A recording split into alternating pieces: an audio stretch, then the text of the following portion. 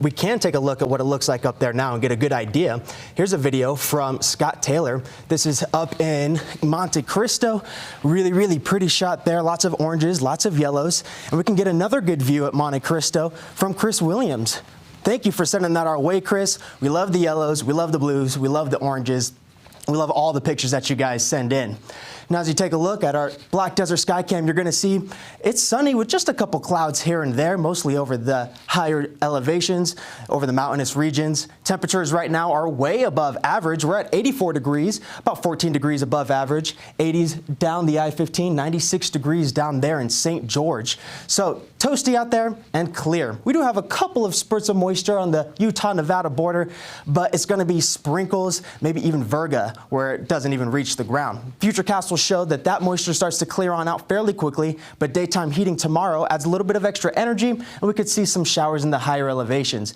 Same is going to go for Tuesday, except it's going to shift a little further north, and this model is being a little bit optimistic. I think it's going to be less than what you're seeing here, but we'll still definitely see some moisture. Cloud coverage is going to start to move in. High pressure starts to slide to the east, and the clockwise rotation of the high and counterclockwise rotation of the low pull that Pacific moisture up into the state, bringing us those partly cloudy skies and those light showers in the higher elevations through Tuesday. Now by Wednesday, it starts to build back in, clear it out, and temperatures start to rise yet again.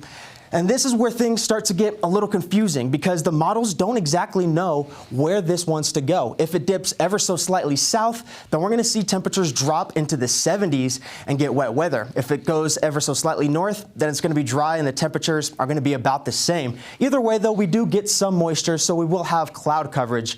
Not all of it's going to keep you cool, though, and I'll explain why in a second. High temperature trend shows that we stay about 15 degrees above average along the Wasatch Front, with the warmest day being on Thursday.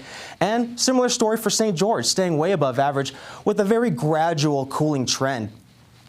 And it's going to stay warm for a little while after that as well. 84 degrees is the high for Salt Lake tomorrow, 97 for St. George. Now let's zoom in here so that we could break this down a little bit more. 80s down the Wasatch Front with mid-70s in the Wasatch back, bringing it to central Utah. We have similar temperatures, but you start to notice that haze on the eastern side of the state, and that'll bring it all the way down to southern Utah. Haze on the eastern side of the state, partly cloudy skies on the west. And this haze, it's thanks to smoke from the Yellow Lake fire.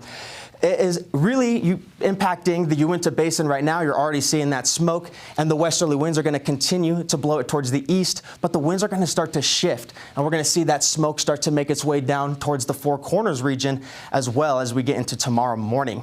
Next 7 days for St. George are looking warm. We hold on to the 90s. We do have partly cloudy skies Monday and Tuesday to provide some shade, but Thursday and Friday, it's going to be high altitude clouds, which is those really thin ones high up in the sky that the sun can still shine through.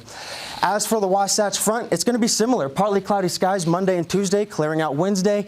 Thursday and Friday, we have mostly cloudy skies, but again, it's going to be those thin, high-altitude clouds, not providing a whole lot of shade. And then after that, like I said, the models don't agree. So it gets a little bit iffy for the weekend, but we will have some moisture at least.